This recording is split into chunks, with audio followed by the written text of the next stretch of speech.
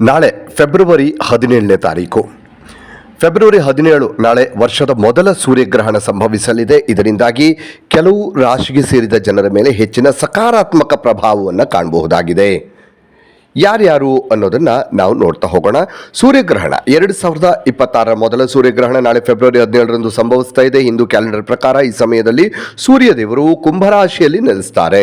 ಜ್ಯೋತಿಷ್ಯದ ಪ್ರಕಾರ ಗ್ರಹಣದ ಪರಿಣಾಮ ನೇರವಾಗಿ ಗೋಚರಿಸದೇ ಇದ್ದರೂ ಕೂಡ ಇದು ಖಂಡಿತವಾಗಿಯೂ ಎಲ್ಲ 12 ರಾಶಿಗಳ ಮೇಲೂ ಕೂಡ ಪ್ರಭಾವವನ್ನು ಬೀರುತ್ತೆ, ಪರಿಣಾಮ ಬೀರುತ್ತೆ.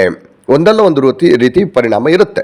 ಕೆಲವು ರಾಶಿಚಕ್ರ ಚಿಹ್ನೆಗಳಿಗೆ ಈ ಸೂರ್ಯಗ್ರಹಣ ತುಂಬ ಶುಭ ಅಂತ ಪಡಿಸಲಾಗುತ್ತೆ ಮತ್ತು ಅವರ ಜೀವನದಲ್ಲಿ ಸಕಾರಾತ್ಮಕ ಬದಲಾವಣೆಯನ್ನು ಕೂಡ ಕಾಣಬಹುದು.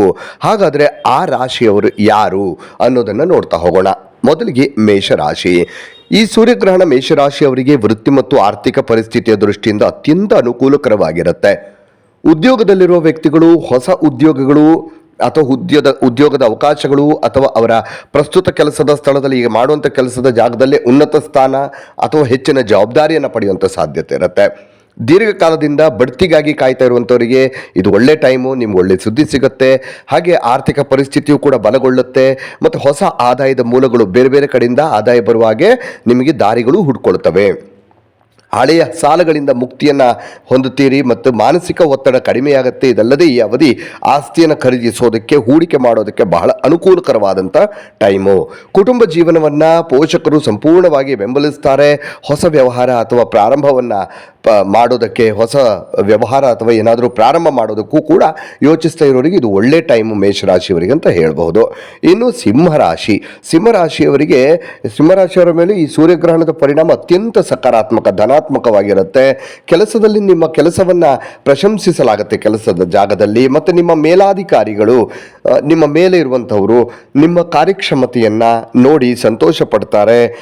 ಮತ್ತು ನೀವು ಒಂದು ಪ್ರಮುಖ ಅಥವಾ ಒಂದು ಅಪೇಕ್ಷಣೀಯ ಯೋಜನೆಯನ್ನು ಪಡೆಯುವಂಥ ಸಾಧ್ಯತೆ ಕೂಡ ಇರುತ್ತೆ.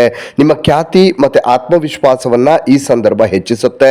ಹಾಗೆ ವ್ಯವಹಾರದಲ್ಲಿ ತೊಡಗಿರುವವರು, ವಿಶೇಷವಾಗಿ ವಿದೇಶಗಳೊಂದಿಗೆ ವ್ಯವಹರಿಸುವವರು ಉತ್ತಮ ಲಾಭವನ್ನು ಪಡಿತಾರೆ. ದೀರ್ಘಕಾಲದಿಂದ ಹಿಡಿದಿಟ್ಕೊಂಡಿದ್ದಂಥ ಹಣವನ್ನು ಅಥವಾ ಎಲ್ಲೋ ಕೊಟ್ಟಂಥ ಹಣ ವಾಪಸ್ ಪಡೆಯೋದಕ್ಕಾಗಲಿಲ್ಲ, ಏನೋ ಅಡೆತಡೆಗಳು ಬರ್ತಾ ಇತ್ತು ಅಂದರೆ ಈಗ ಆ ಎಲ್ಲ ಹಣ ವಾಪಸ್ ನಿಮ್ಮ ಕೈ ಸೇರುತ್ತೆ.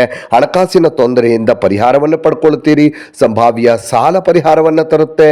ಒಟ್ಟಾರೆಯಾಗಿ ಈ ಸಮಯ ನಿಮಗೆ ಪ್ರಗತಿ ಮತ್ತು ಯಶಸ್ಸನ್ನು ಸೂಚಿಸುತ್ತೆ. ಇನ್ನು ಧನುರಾಶಿಯವರಿಗೆ ಈ ಸೂರ್ಯಗ್ರಹಣ ಧನುರಾಶಿಯವರಿಗೆ ಅತ್ಯಂತ ಶುಭಕರವಾಗಿರುತ್ತೆ. ಮತ್ತು ಉದ್ಯೋಗದಲ್ಲಿರುವಂತಹ ವ್ಯಕ್ತಿಗಳು, ಯಾರು ಕೆಲಸ ಮಾಡ್ತಾ ಇದ್ದೀರಿ ಅಂಥವರು ಆ ಕೆಲಸದ ಜಾಗದಲ್ಲಿ ನಿಮಗೆ ಅತ್ಯಂತ ಒಳ್ಳೆಯ ಒಂದು ಸ್ಥಾನಮಾನ ಸಿಗುವಂಥದ್ದು, ಬಡ್ತಿ ಸಿಗುವಂಥದ್ದು, ಅಥವಾ ಅಪೇಕ್ಷಿತ ವರ್ಗಾವಣೆ ಅಂದರೆ ನೀವು ಎಲ್ಲಿಗೆ ವರ್ಗಾವಣೆ, ಸರ್ಕಾರಿ ನೌಕರಿಯಲ್ಲಿದ್ದರೆ ವರ್ಗಾವಣೆಯನ್ನು ಬಯಸ್ತಾ ಇದ್ದೀರೋ ಆ ವರ್ಗಾವಣೆ ನಿಮ್ಗೆ ಆಗುವಂಥದ್ದು. ಕೆಲವರು ಆಕರ್ಷಕ ಹೊಸ ಉದ್ಯೋಗ ಅಂದರೆ ನಿಮ್ಗೆ ಆಫರ್ ಬರುವಂಥದ್ದು, ಬೇರೆ ಬೇರೆ ಕಡೆಯಿಂದ ಒಳ್ಳೊಳ್ಳೆ ಉದ್ಯೋಗದಲ್ಲಿ ನಿಮ್ಗೆ ಆಫರ್ ಬರುವಂಥದ್ದು ಆಗತ್ತೆ.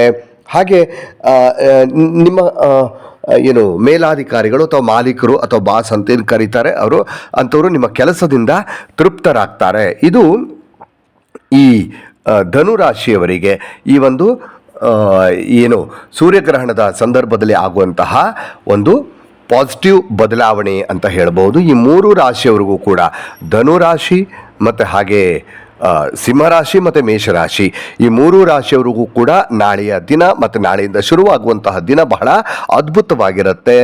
ಆರ್ಥಿಕವಾಗಿ ಮತ್ತು ಕೆಲಸದ ವಿಚಾರದಲ್ಲಿ ನೀವು ಇನ್ನೂ ಹೆಚ್ಚಿನ ಎತ್ತರಕ್ಕೆ ಹೋಗುವಂತಹ ಸಾಧ್ಯತೆಯನ್ನು ಇಲ್ಲಿ ತಳ್ಳಿ ಹಾಕುವಂತಿಲ್ಲ. ಇನ್ನಷ್ಟು ವಿಡಿಯೋಗಳಿಗಾಗಿ ಮೀಡಿಯಾ 18 ಕರ್ನಾಟಕ ಚಾನಲನ್ನು ಸಬ್ಸ್ಕ್ರೈಬ್ ಮಾಡಿ ಹಾಗೂ ಹೊಸ ವಿಡಿಯೋಗಳ ಅಪ್ಡೇಟ್ಗಳಿಗಾಗಿ ಬೆಲ್ ಐಕನನ್ನು ಕ್ಲಿಕ್ ಮಾಡಿ. Thank you.